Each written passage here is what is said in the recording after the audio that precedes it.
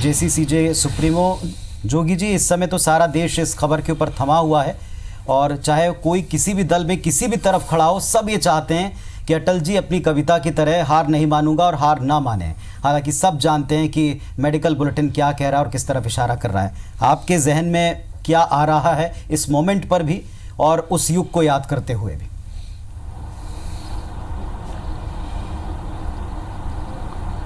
सबसे पहले मैं परमपिता परमेश्वर से प्रार्थना करता हूँ कि अटल जी को स्वास्थ्य लाभ मिले, वो फिर से चंगे हो जाएं और भारत का और हमारे समाज का मार्गदर्शन करने के लिए उपलब्ध रहें, ऐसी मेरी प्रार्थना है।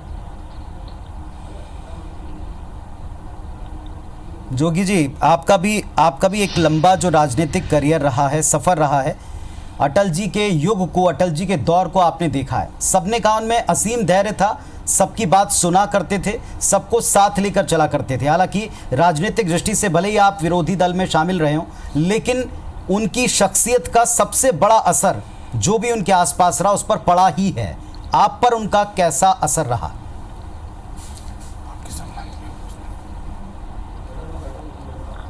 मैं उन सौभाग्यशाली लोगों में से हूँ जिसने एक माह लगातार अटल जी के साथ रहने का सौभाग्य मिला।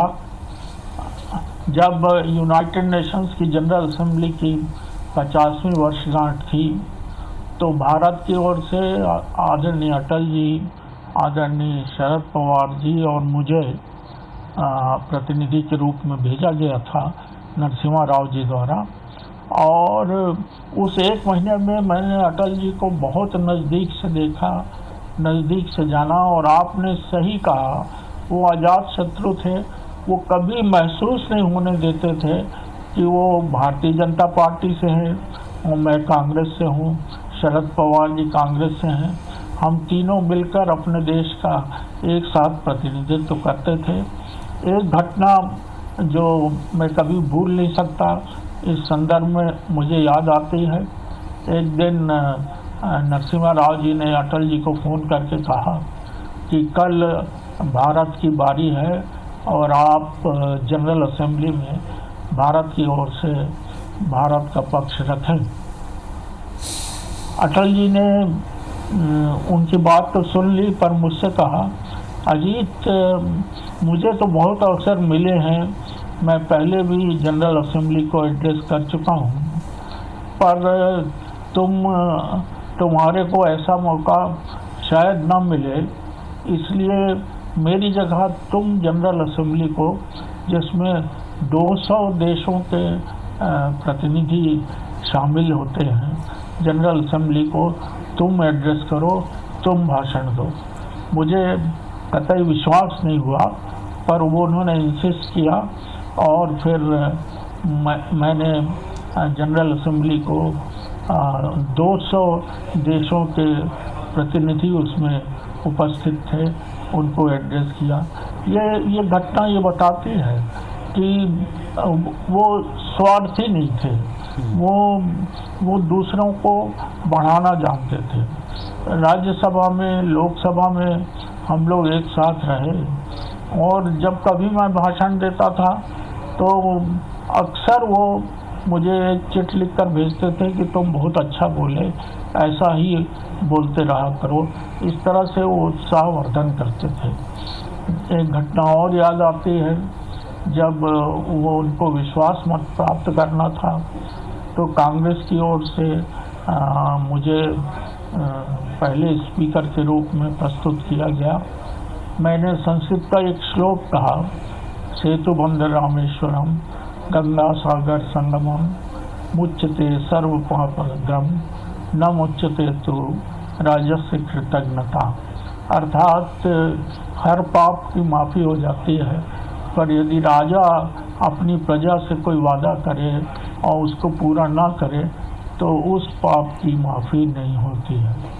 तो जब अटल जी जवाब देने आए तो कांग्रेस की तरफ से दिग्गजों ने भाषण दिया था, पर उन्होंने किसी और का नाम न लेकर मेरा नाम लिया और कहा, कहाँ है जोगी जी, श्लोक बोल रहे थे मुझे श्लोक का जवाब देना है, और ऐसे करके अपनी बात प्रारंभ की। तो ऐसे बहुत से अवसर आए। वो केवल राजनीति में रुचि रखने वाले नहीं थे, कविता साहित्य में उनकी बड़ी रुचि थी। और मुझे सौभाग्य मिला कि शाम को उनके संग बैठकर उनकी कविता का रसास्वादन कर सकें। तो मैं कुल मिलाकर ये कहना चाहूँगा कि भारत के जितने प्रधानमंत्री हुए हैं उनमें सबसे अच्छे प्रधानमंत्रियों में से माननीय अटल जी एक थे। वो अजात शत्रु थे, कभी किसी ने उनसे शत्रुता नहीं की, दुश्मनी नहीं की।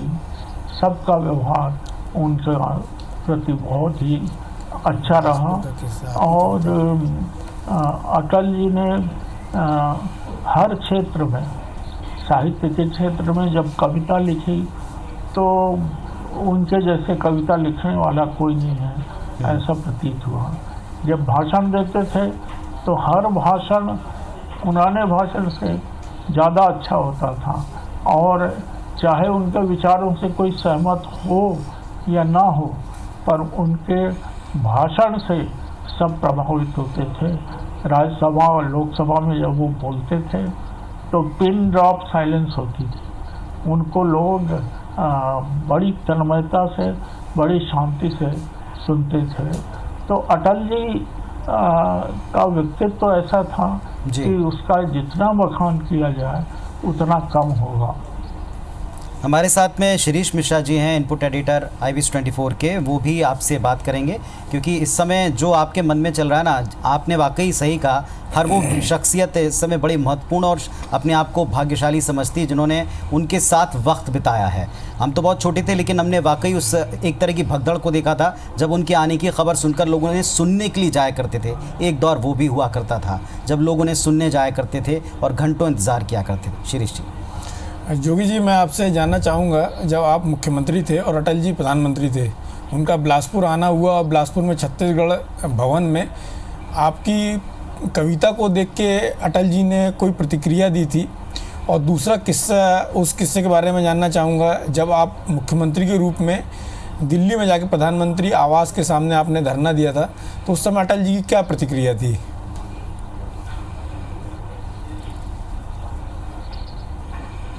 देखिए, मैंने ये कविता बिलासपुर में छत्तीसगढ़ भवन में लिखी गई थी। उसको देखकर अटल जी बहुत प्रसन्न हुए और मुझे कहा, तुम कवि भी हो और इतनी अच्छी रचना करते हो, कहाँ तुम राजनीति में फंस गए? राजनीति के दलदल से अच्छा साहित्य का सृजन करते, कविता लिखते तो ज़्यादा अच्छा होता। उन्होंने जो प्रशंसा की उसको मैं कभी भूल नहीं सकता हूँ। और आपने उस घटना का जिक्र किया जब मैं अपने सभी कांग्रेस के MLAs को लेकर हमने उनके घर के सामने धरना दिया।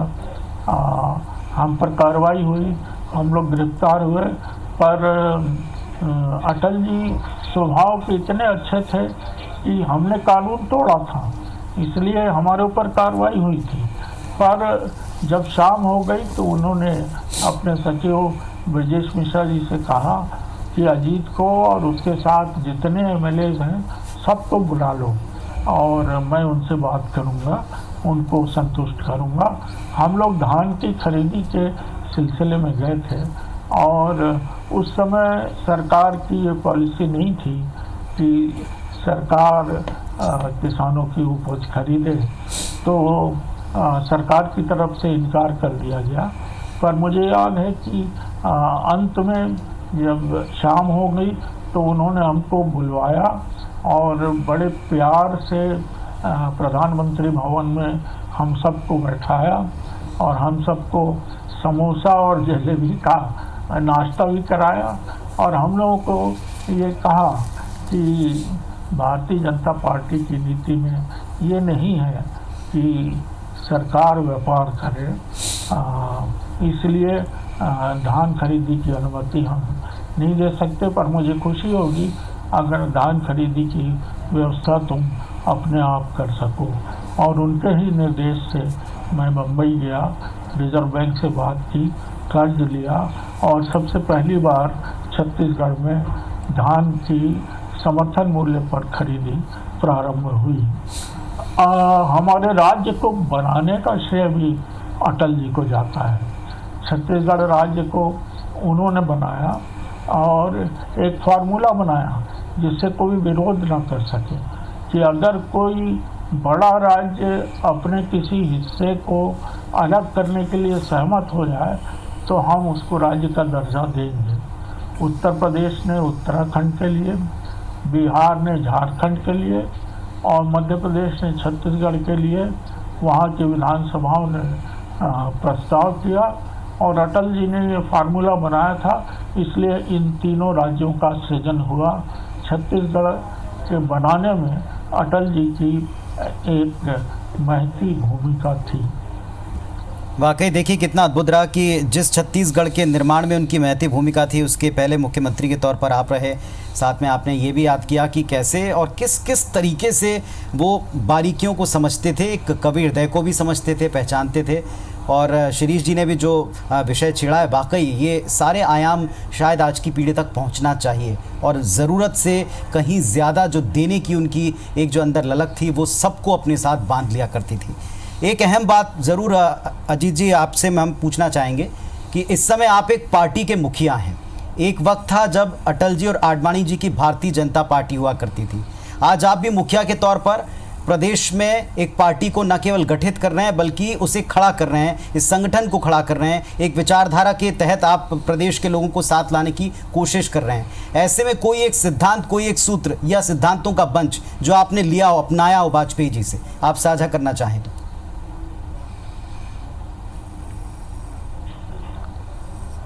देखिए, अटल जी कभी सिद्धांतों पर समझौता नहीं करते थे। उनकी जो प्रतिबद्धता थी उससे वो कभी अलग नहीं हुए। हम लोग वैचारिक रूप से उनसे भिन्नता रखते थे और कई बार उसको लेकर बहस भी होती थी, पर अटल जी कभी अपने स्टैंड से मुकरे नहीं। उन्होंने जो कहा उसको आखिरी तक उसी का सम्मान किया। तो उनका व्यक्तित्व, यद्यपि वो आज़ाद शत्रु थे, कोई उनका कहने का बुरा नहीं मानता था, पर वो अपनी बात पर जड़ रहते थे। जी बिल्कुल।